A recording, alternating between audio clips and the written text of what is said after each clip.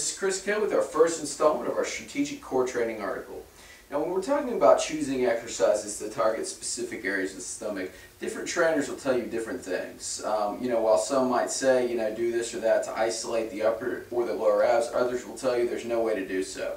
In my empirical evidence, I have found that there are certain things that can bias the upper versus the lower versus the outer, and these are things that I take into consideration when I'm choosing planking and core strength exercises for my circuits.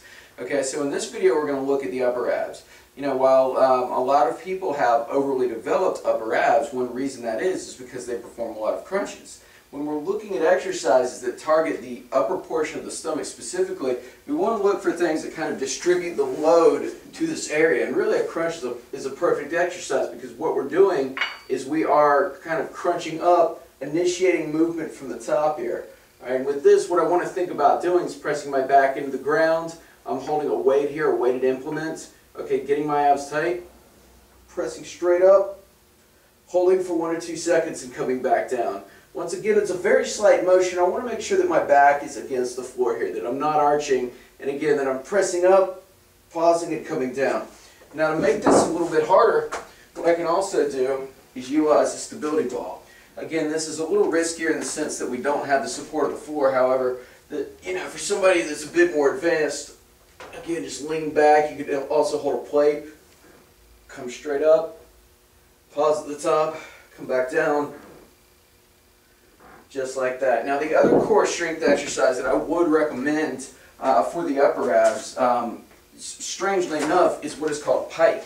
Okay, really when we think about it, the Pike is really initiating the movement from the upper body, because I'm utilizing sort of the upper stomach here to sort of stabilize. So what I'm going to do is just pike up. I'm up here in this push-up position, really contract my upper abs and come back down. But again, we're really crunching up to the top here, so it's sort of the same concept.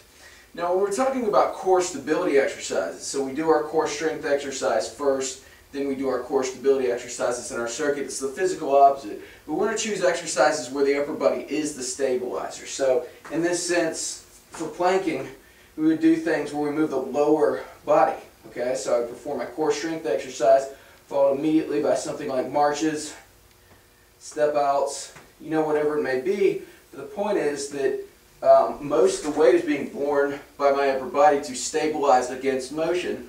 So that is going to sort of, give us the edge there. Now, when we're talking dead bug exercises, I'm doing things where I'm performing like pullovers, movement being initiated from my upper body. So we've got things like pullovers. You could do pressing. And again, to create more tension, we can just lengthen the lever arm, pull the legs out farther, and we're really getting that up top at this point. Now combined into a circuit, I might do something like a supine crunch, again for 30 to 50 seconds.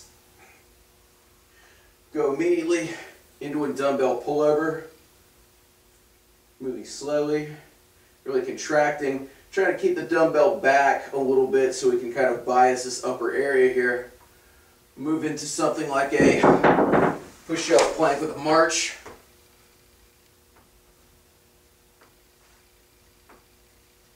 Okay, and then I would end with maybe another pullover variations with my legs extended out.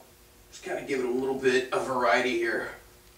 But once again, you can choose really any exercise, within those specifications. But when you're choosing your circuit, when you're putting your exercises together, that's a great guide to really bias this area in particular.